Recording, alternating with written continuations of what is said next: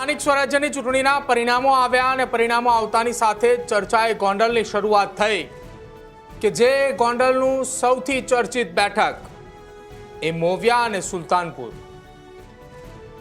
આ બંને બેઠકો પર જે ચર્ચિત ચહેરો કે જ્યાં જયરાજસિંહ જાડેજાએ આખા ગોંડલની અંદર જીતની જવાબદારી સાથે મેદાને હતા અને ગોંડલની અંદર એ જીતી પણ બતાવ્યું, પરંતુ જે બેઠકોની હાર થઈ એના કારણે ચર્ચાએ શરૂ થઈ ફરીવાર કે જયરાજસિંહના ગઢમાં કોને ગાબડું પાડ્યું.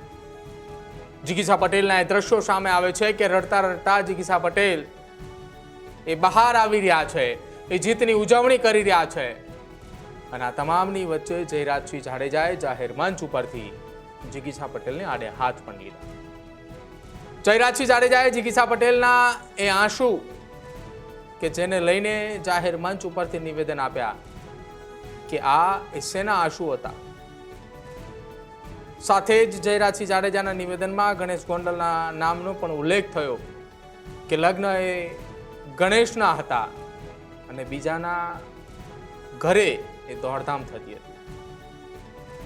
આ તમામની વચ્ચે જે નિવેદનો જાહેર મંચ ઉપરથી જયરાજસિંહ જાડેજાએ જિગીસા પટેલને લઈને આપ્યા, જેના કારણે ચર્ચાનો વિષય બન્યો છે ગોંડલની રાજનીતિમાં. ગોંડલ નગરપાલિકાની અંદર ભારતીય જનતા પાર્ટીનું શાસન એ ચૂંટણી પહેલા જ આવી ચૂક્યું હતું.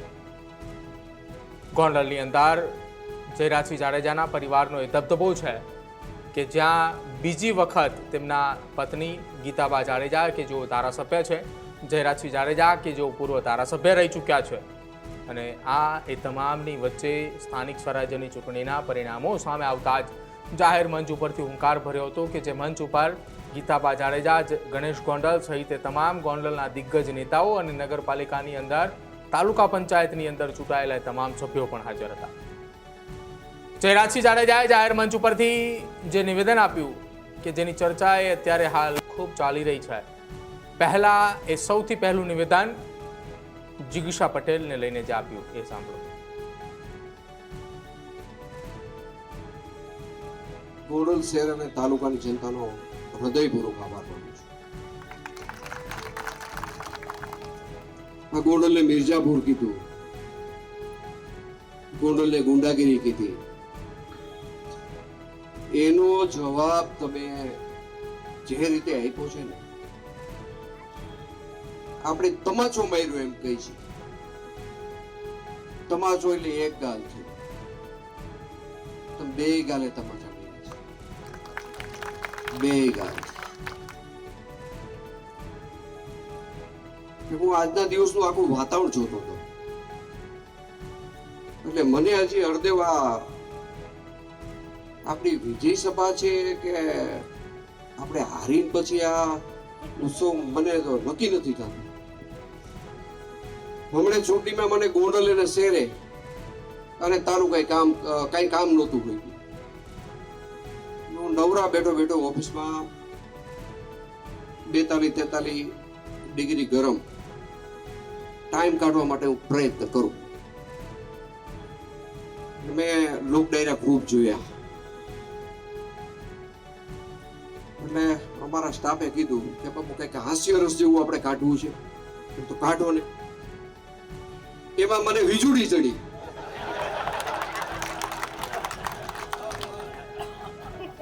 હું તો બેન દીકરી કહેવાય એટલે મારી દીકરી વીજળી. ભાઈ ભાઈ ભાઈ ભાઈ ભાઈ, મારે એવું કેવું છે કે આજે તમને આંસુ આવ્યા, હરખના આવ્યા કે પ્રથમ દ્રાક્ષે બક્ષિકા, પેલે કોળીએ માખી. શેનું રડવું આવ્યું છે ભાઈ? પેલે કોળીએ માખી એનું કે જંગી જીતતા લીટી જીતા એનું? એ તો આપણે જીતા છે.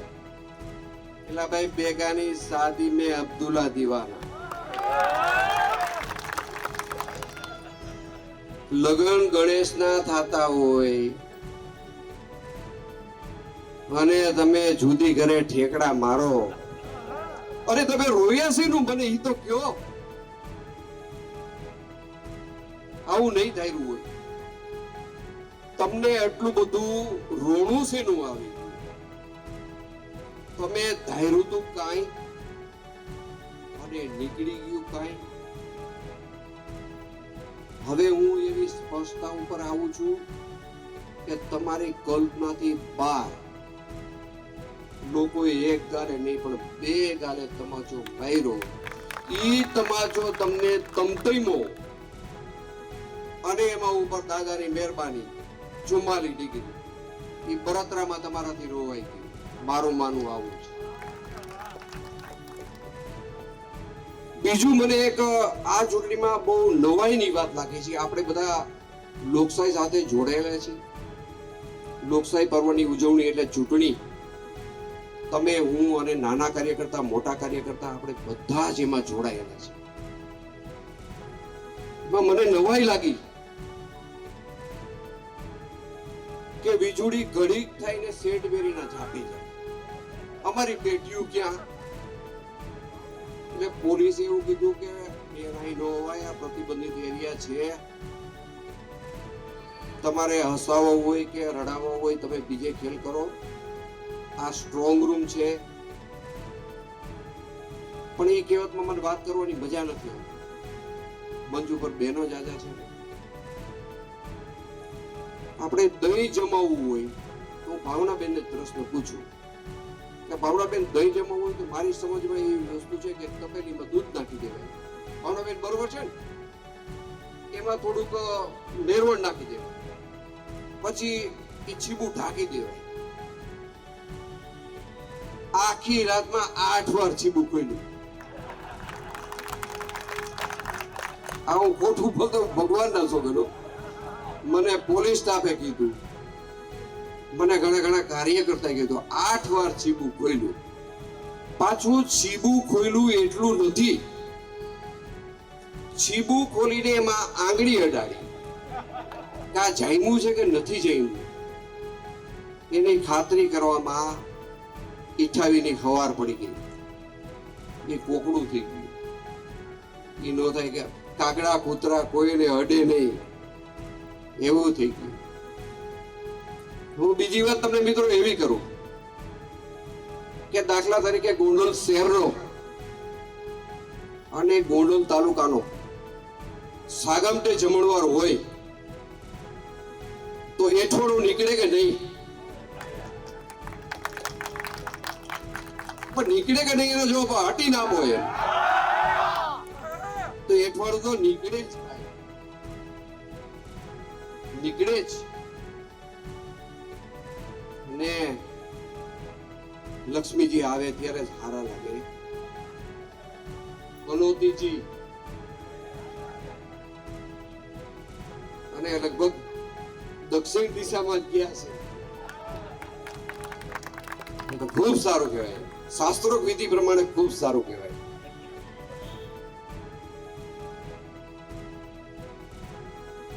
તો જયરાજસિંહ જાડેજાએ જાહેર મંચ ઉપરથી જિગીષા પટેલનું નામ લઈ અને તેમને નિવેદન તો આપ્યું, પરંતુ તેની સાથે સાથે જયરાજસિંહ જાડેજાએ હવે જે નિવેદન આપ્યું છે, જેની ચર્ચા ન માત્ર ગોંડલ પૂરતી સીમિત પરંતુ આખા ગુજરાતની રાજનીતિમાં ફરી એકવાર ચર્ચા થઈ છે કે શું રીબડા અને ગોંડલ એ ફરી એકવાર મેદાને આવશે. જ્યારે સભા ભરાય ત્યારે રીબડા કેમ ભૂલાય, આ વાત કરતાની સાથે જ જયરાજસિંહ જાડેજાએ રીબડાને લઈને નિવેદન આપ્યું. રીબડામાં કોઈ પણ વ્યક્તિ અથવા કોઈ રાજકીય પક્ષના નેતાનું નામ ન લીધું, પરંતુ નામ લીધા વગર તેમને નિવેદન આપ્યા કે સામેવાળાએ 3 ઉમેદવારો ઉભા રાખ્યા હતા, તેમ છતાંય તેઓ હારી ગયા. સામેવાળાએ 3 ઉમેદવારો ઉભા રાખ્યા હતા, તેમ છતાંય હારી ગયા.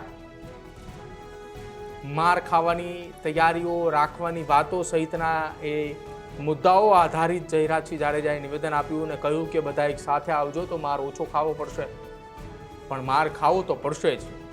આ વાત કરતાની સાથે જ આડકતરી રીતે જયરાજસિંહ જાડેજાએ કોને નિશાન સાધ્યું, કોને કહ્યું, તેને લઈને ગોંડલ પંથકની અંદર ચર્ચાઓ શરૂ થઈ છે કે જયરાજસિંહ જાડેજાનું આ નિવેદન એ કોને સંબોધીને આપવામાં આવ્યું છે. સાંભળો જયરાજસિંહ જાડેજાનું રીબડાને સંબોધીને આપેલું એ નિવેદન. કે તમારે જેટલી ઉંમર થઈ છે ને, તમારે જેટલી ઉંમર થઈ છે ને એટલા વર્ષથી હું આ ગામમાં જનતાના વિશ્વાસથી બેઠો છું.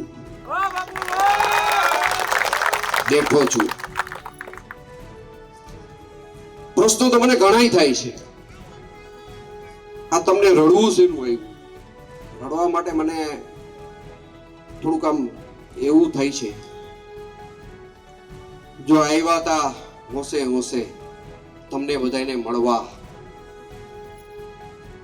પછી બેસી ગયા દડવા કે ગામ ખૂબ સારું છે. બેનને આવવાનું મુખ્ય કારણ તમને કહું, વીજળીને આવવાનું મુખ્ય કારણ લેવા પટેલ સમાજ બહુ જાજો છે ને દુખી છે. લેવા પટેલ કેટલા ચૂંટાયેલા બહેનો અને ભાઈઓ સભ્ય શું વાત કરજો, વાત જોઈજો. હું કાયમી કહું છું કે આ મોટો સમાજ મારી ભેગો છે. હું જોર કરું છું એના કારણે કરું છું. તમે કાલે આવ્યા અને ગોંડલની પીડા જાણી ગયા. હા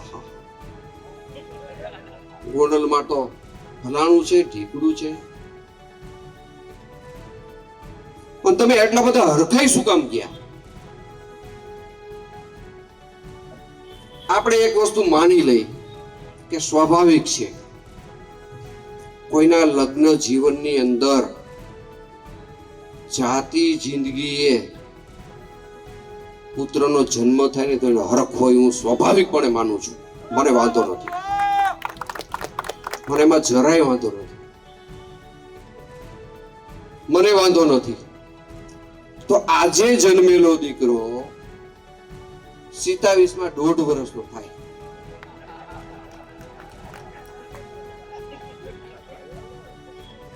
એને હાચવવા માટે જ આપણે ઘરે રહેવું પડે.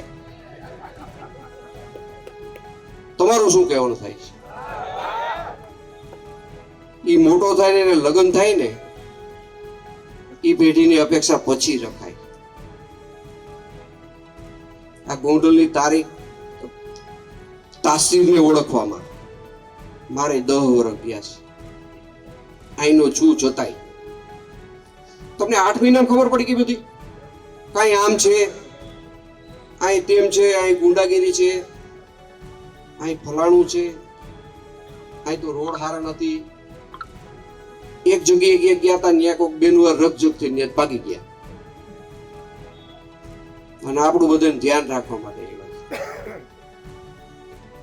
તમે એક હાસ્યનું પાત્ર બનીને આવ્યા. મેં જા જમણવારમાં એઠવાડો કીધો, તમને એઠવાડો.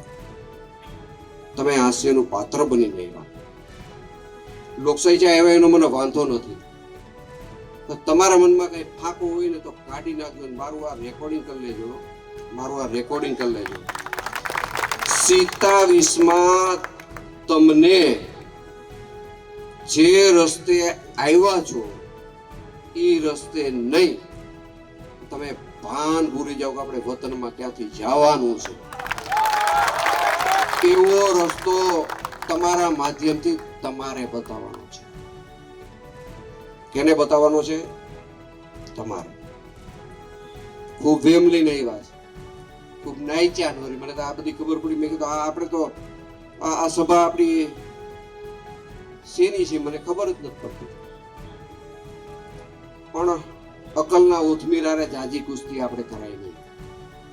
એને એના વેમમાં રાંચવા દેવાય. એમાં આપણને જરાય વાંધો નથી. એમાં પાછા મારે આ સભા ભરાય એટલે મારે રીબડાને તો ભૂલાય નહીં. મારા દીકરાએ કેનો ખેસ પહેર્યો છે એને નથી ખબર.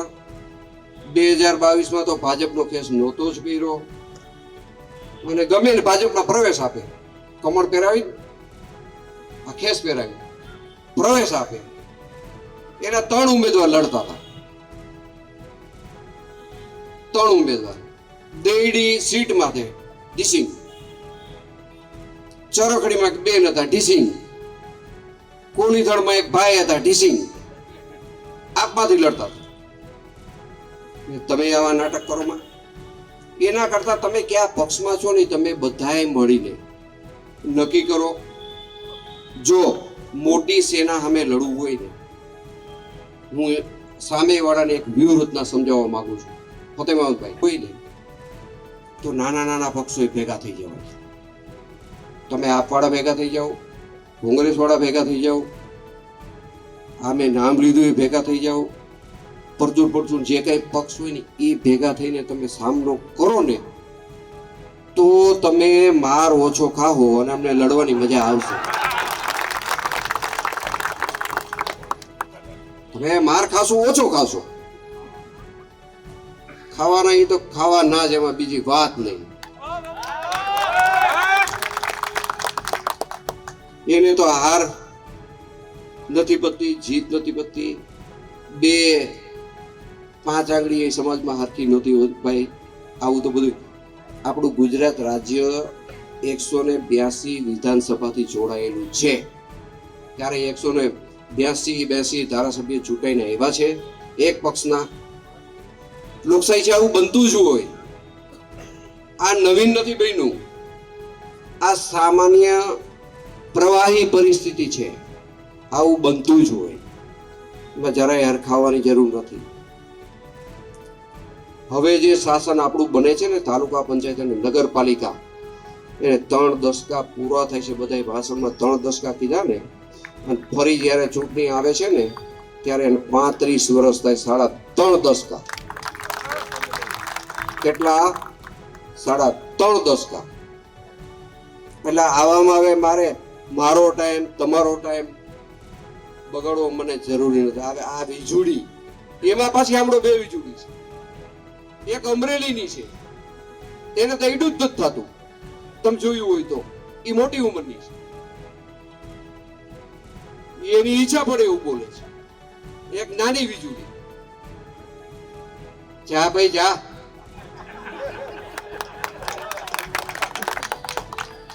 અને તમે આવો તો જરાક આમ યોદ્ધા થઈને આવો ને, મરેલા જેવા થઈને.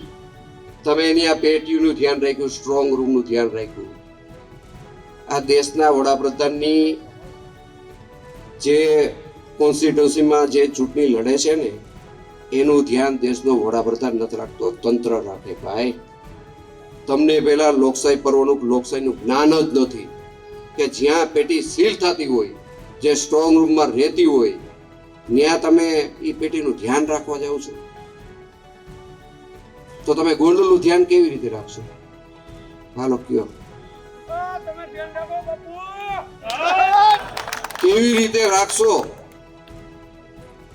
તમારા 22 હતા, એને લઈને તમે અન્ય જગ્યાએ વયા ગયા હતા. તમે ગુંડાગીરી નેસ નાબૂદ કરવાની વાત કરો છો. ગુંડાગીરી નાબૂદ કરવામાં યાહોમ કરવું પડે. તમારા જન્મ પહેલા બધું અહીંયા હતું. તમારી ઉંમર કેટલી મને ખબર નથી, વીજળીને કહું છું. અને ભવિષ્યમાં કઈ એવો સળગતો પ્રશ્ન થાય ને, ત્યારે મરદના દીકરાઓ તો વચ્ચે આવજો. જયરાસિંહ જાડેજા તો હસે ને હસે. આવી નરી વાતો કરીને તમે રોયા, એનું તો મને દુઃખ થાય છે. તમે એમને પડકાર્યા હોત ને તો મજા આવે. કોકના ખંભે બેસીને તમે નાચ્યા. તમે નાચગાન કરો ને તમે તમારી પ્રવૃત્તિ કરો. આ તમારા જે સંસ્કાર છે એ પ્રમાણે તમે સમાજની સામે દેખાવ. તમે એવું વર્તન કરો. અમારાથી એવું કાંઈ થવાનું નથી. અમે જે આ કર્યું ને એ જ અમારા થશે. આથી આગળ અમે અમારી મર્યાદા કે અમારા સંસ્કારને તોડીને અમે કાંઈ કરવા માંગતા નથી. અને કદાચ હું એકલો કાંઈ કરવા માંગતો હોય તો મને તમારી શરમ છે, હું કાંઈ નહીં કરી શકું. મારી માથે પડી છે. અમે આ ઊંચા દેખાય છે ને ભાઈ, એ 5 વર્ષ પહેલાની 44, 5 વર્ષ વીતી ગયા પછી 44. આ કોઈ નાની સૂની બાબત નથી. હું ગોંડલની જનતાને નતમસ્તક વંદન કરું છું કે તમે ફરીથી ભારતીય જનતા પાર્ટીમાં અને અમારા પરિવારમાં વિશ્વાસ મૂક્યો ને, તમને હું વંદન કરું છું. હું તાલુકાની જનતાને સાથોસાથ કે વીજળીમાં તમે આનંદ લીધો, તમે વીજળીને સામે કઈ આપ્યું નહીં, કાંઈ નું આપ્યું. કલ્પના પ્રમાણે હો, કલ્પના તો બહુ મોટી હતી, કામ થઈ જશે તેમ થઈ જશે. આજે સવારે આમ ઉગે છે ને, એ એવું હતું કે આમ ઉગશે એમ તો સૂત્રે બહાર પાડ્યું હતું. પરિવર્તન, પણ એમાં ભાષા ટ્રાન્સલેટ થઈને આપણી પાસે આવી કે પુનરાવર્તન. આપણે એવું સમજ્યા પરિવર્તનનો નારો હતો, આપણી પાસે ટ્રાન્સલેટ થઈને આવ્યું, એમાં પુનરાવર્તન આવ્યું એટલે આપણે પુનરાવર્તન કરી નાખ્યું. અને ગોંડલની વિધાનસભામાં જો નજર નાખવાની હોય તો ગોંડલ શહેર છે હાથીનો પક્ષી, ખબર છે? હાથીનો પક્ષી ખબર છે? આમાં કચડાઈ જાય એ ખબર છે? આ શહેર મુખ્ય દ્વાર છે એ ખબર છે? બાકીનો મસાલો હાચવી નહીં કે હું બધી સભામાં બોલ્યો છું ને, હજી આ સભામાં કહું છું મસાલો નહીં હચવાય. આ ચપટી જેટલો છે ને એ નહીં હચવાય હજી ભાઈ. હજી ઘણી બધી વાર છે. 27માં ઘણું બધું આપણે કરશું. હું તો આવ્યા છો તો ઉતારા કરતા જાઓ એવું કહું છું, રોકાઈ જાઓ. કોઈ ભાડે મકાન તો આપ્યું નહીં એટલે ઓલી બીજી કડી ગવાય નહીં કે આવ્યા છો તો ઉતારે દેશું તમને ઓરડા, કોઈ દીધો નથી. આપણે અશોકભાઈને ભલામણ કરી કે આવડો મોટો લતો છે, ભાડે ગોતી દ્યો. એટલે હજી બે પગ સ્થિર નથી. અને આપણી યારે ઓલા પીટી ઉષા દોડ્યા ઓલા બેન, એમ આપણી યારે દોડની કોમ્પિટિશનમાં ઉતર્યા છે. બે પગ હજી ધરતી માથે સ્થિર નથી. ઠીક છે, હવે આની વાતો મારે જાજી કરવી નથી. વીજળી પૂરતું હું સીમિત રાખું છું. આપણે બધાને ખૂબ આનંદ કરાવ્યો, ખૂબ હસાવ્યા, એના માટે હું એમનો પણ આભાર માનું છું. આપણા વગર બજેટે આપણને 20 દિવસ આનંદ કરાવ્યો. અને આજે રૈડા એ તો એના દુઃખના કારણે રૈડા છે. એની ઉપર આવી પડેલા દુઃખને ભગવાન એને સહન કરવાની શક્તિ આપે એવી ભગવાનને પ્રાર્થના કરું છું. અને શક્તિ આપજો. આ દુઃખ સહન થાય એવું નથી, કારણ કે બગાસું ખાતા પતાસાની આશા હતી. કાંઈ તો બધું પૂરું થઈ જશે અને બાપુનું ધોરું થઈ જશે. એની બદલે બાપુનું જામી ગયું અને ત્યાં ધોરું થઈ ગયું. એના આંસુ હતા, મગરના આંસુ હતા. પણ ઈશ્વર એને આ દુઃખ સહન કરવાની શક્તિ આપે. આપણે એટલું આ સભામાં ઠરાવ પાસ કરીએ એના માટે 2 મિનિટ મૌન તો આપણે નથી રાખવું, પણ આવી પડેલું દુઃખ ભગવાન એને શક્તિ આપે કે સહન કરી શકે. અને આવી જ રીતે લોકશાહીના ધબકારામાં હરતા ફરતા રહી અને આપણને વીજળી તરીકે કાયમી આનંદ કરાવે એવી અપેક્ષા સાથે મારી વાત પૂરી કરું છું. આપ સૌનો આભાર. તો આ હતું જયરાજસિંહ જાડેજાનું નિવેદન. હવે વાત કરીએ ગણેશ ગોંડલની. ગણેશ ગોંડલે પણ એક નિવેદન આપ્યું છે અને ફરી એકવાર ખુલ્લો પડકાર ફેંક્યો છે. ભૂતકાળમાં ગણેશ ગોંડલ સહિતના નેતાઓએ સુલતાનપુરની સભાની અંદરથી ખુલ્લો પડકાર ફેંકેલો ને હવે એ જ ગણેશ ગોંડલે ભારતીય જનતા પાર્ટીની સ્થાનિક સ્વરાજ્યની ચૂંટણીમાં જીત બાદ પણ એક પડકાર ફેંક્યો. આ પડકાર ફેંકતાની સાથે જ ફરી એકવાર ચર્ચાઓ શરૂ થઈ કે આ પડકાર કોને ફેંક્યો. અડધી રાત્રે કાર્યકર્તાઓનો હોંકારો બનવાની વાત એ ગણેશ ગોંડલે કોને કરી? કેમ કે સ્થાનિક સ્વરાજ્યની ચૂંટણીમાં પ્રચાર પ્રસાર દરમિયાન ગોંડલ તાલુકાની અંદર જયરાજસિંહ જાડેજા, ગણેશ ગોંડલ અને ગીતાબા જાડેજાએ ધમખમથી પ્રચાર પ્રસાર કરી રહ્યા હતા. ગામે ગામ લોકોની વચ્ચે ગણેશ ગોંડલ જઈ રહ્યા હતા અને ગોંડલની ભાજપની યુવા મોરચાની જે ટીમ હતી એ સતત એ પ્રચાર પ્રસારમાં લાગી હતી કે ગોંડલની એક તાલુકાની બેઠક અને સાથે જ જિલ્લા પંચાયત અંતર્ગત આવતી તમામ બેઠકો ઉપર ભાજપનું કમળ ખીલે માટેની જે મહેનતો થતી હતી એ મહેનતોની વચ્ચે આ પડકાર કોને ફેંકવામાં આવ્યો છે? કેમ ગણેશ ગોંડલે ફરી એકવાર કાર્યકર્તાઓ સાથે પૂરી તાકાતથી લડવાની વાત કરી?